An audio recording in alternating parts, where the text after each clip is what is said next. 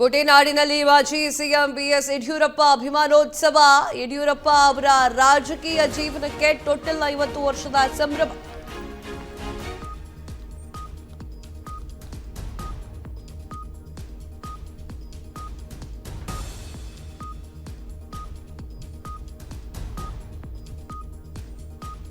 ಕೋಟೆನಾಡಿನಲ್ಲಿ ಮಾಜಿ ಸಿಎಂ ಯಡಿಯೂರಪ್ಪ ಅವರ ಅಭಿಮಾನೋತ್ಸವ.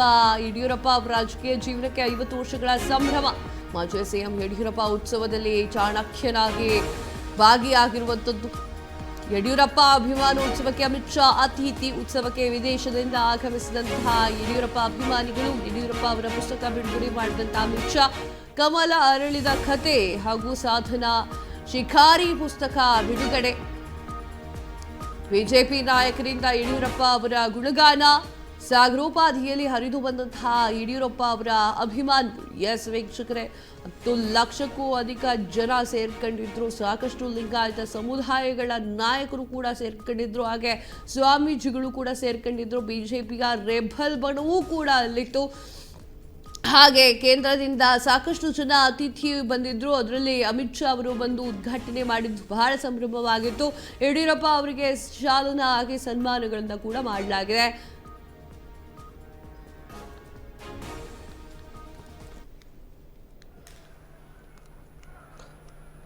ಸನ್ಮಾನ್ಯ ಪೂಜ್ಯ ಮಠಾಧೀಶರ ಮತ್ತು ಜಗದ್ಗುರುಗಳಿಗೆ ನನ್ನ ಭಕ್ತಿಪೂರ್ವಕ ಸಾಷ್ಟಾಂಗ ನಮಸ್ಕಾರವನ್ನು ಅರ್ಪಿಸುತ್ತಾ,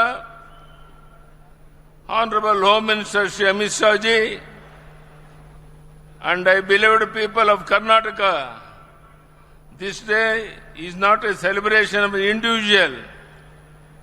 It is a celebration of 5 decades of our shared journey of struggles faced together, victorious earned together, and enduring both with the people of Karnataka.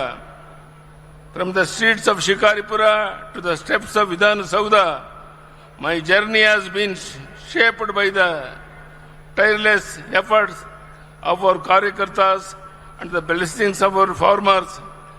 I stand here today with a heart full of gratitude. ಇದು ನನ್ನ ಜೀವನದ ಪರ್ವ ದಿನ. ನಿಮ್ಮ ಅಭಿಮಾನದಲ್ಲಿ ನನ್ನನ್ನು ತೇಲಿಸಿದ ದಿನ. ನನ್ನ ಪ್ರೀತಿಯ ಕರುನಾಡ ಜನತೆಗೆ ನನ್ನ ಪ್ರೀತಿಯ ಕೃತಜ್ಞತೆಯ ನಮಸ್ಕಾರ. ಇದು ನನ್ನ ಕೃತಜ್ಞತೆ ಹೇಳುವ ಕಾಲ. ಬಂಧುಗಳೇ, ಇಂದು ನಾನು ರಾಜಕಾರಣಿಯಾಗಿ ನಿಂತಿಲ್ಲ. ಇಂದು ನಾನು ನಿಮ್ಮೆಲ್ಲರ ಬಂಧುವಾಗಿ, ನಿಮ್ಮೆಲ್ಲರ ಹೆತ್ತು ಬೆಳೆಸಿದ ಮಗನಾಗಿ ನಿಮ್ಮೆದುರು ನಿಂತಿದ್ದೇನೆ. ಮದಕರ ನಾಯಕ ಆಳಿದ ನಾಡು, ವೀರವನಿತೆ ಓನಕ್ಕ ಓಬವ್ವ ಜನ್ಮ ತಾಳಿದ ಭೂಮಿ, ಶರಣಶ್ರೇಷ್ಠರು ನಡೆದಾಡಿದ ತಪೋವನ, ಐತಿಹಾಸಿಕ ಚಿತ್ರದುರ್ಗ ಇಂದು ಕನ್ನಡ ನಾಡಿನ ಮೂಲೆ ಮೂಲೆಯಿಂದ ಹರಿದು ಬಂದಿರುವ ನಿಮ್ಮ ಅಭಿಮಾನದ ಜನಸಾಗರದ ಮುಂದೆ ನಿಂತಿರುವ ನನಗೆ ಅಕ್ಷರಶಃ ಇಂದು ಮಾತು ಹೊರಬರುತ್ತಾ ಇಲ್ಲ.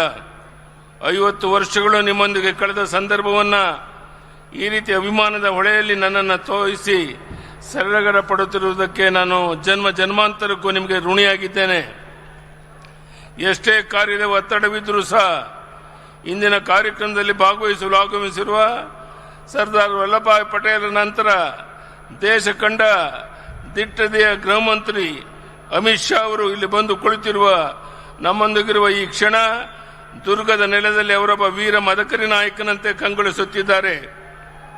ಏಕೆಂದರೆ ದೇಶ ಕಂಡಂತಹ ಶ್ರೇಷ್ಠ ಪ್ರಧಾನಿ ಸ್ವಾತಂತ್ರ್ಯಾನಂತರ ಭಾರತವನ್ನು ಮುಗಿಲೆತ್ತರಕ್ಕೆ ಕೊಂಡೊಯ್ಯಲು, ವಿಶ್ವದ ಮುಂಚೆಲೆಗೆ ಭಾರತವನ್ನು ಮೊದಲ ಸ್ಥಾನದಲ್ಲಿ ನಿಲ್ಲಿಸಲು ಸಂಕಲ್ಪ ತೊಟ್ಟು ದುಡಿಯುತ್ತಿರುವ ನಮ್ಮ ನೆಚ್ಚಿನ ಪ್ರಧಾನಿ ನರೇಂದ್ರ ಮೋದಿ ಅವರಿಗೆ ಹೆಗಲು ಕೊಟ್ಟು ರಾಷ್ಟ್ರವನ್ನು ಉಳಿಸುವುದಕ್ಕೆ ಅಮಿತ್ ಶಾಜಿ ಅವರ ಅನರ್ಷೆ ದುಡಿತಾ ಇದ್ದಾರೆ.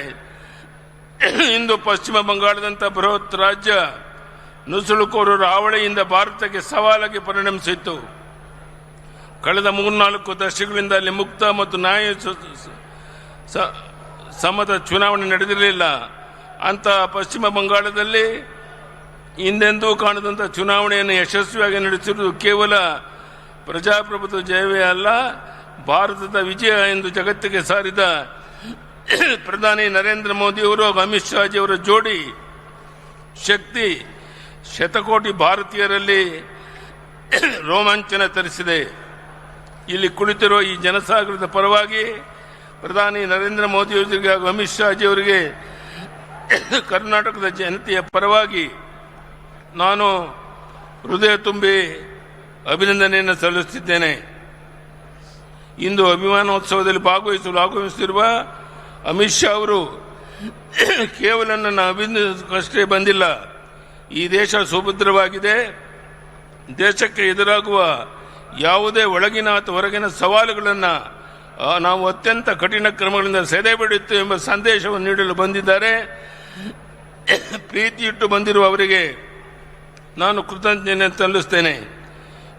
ಇಂದಿನ ಅಭಿಮಾನೋತ್ಸವ ಕೇವಲ ಯಡಿಯೂರಪ್ಪನ ಅಭಿಮಾನೋತ್ಸವ ಅಷ್ಟೇ ಅಲ್ಲ, ಪ್ರಧಾನಿ ಮೋದಿ ಹಾಗೂ ಅಮಿತ್ ಶಾ ಅವರ ಪಂಚರಾಜ್ಯಗಳ ಚುನಾವಣೆಯಲ್ಲಿ ದಿಗ್ವಿಜಯ ಸಾಧಿಸಿದ ಸಂತೋಷದ ಸಂಭ್ರಮದ ಹೌದು ಎಂದು ನಾನು ಅಭಿಮಾನ ಪಡುತ್ತಿದ್ದೇನೆ.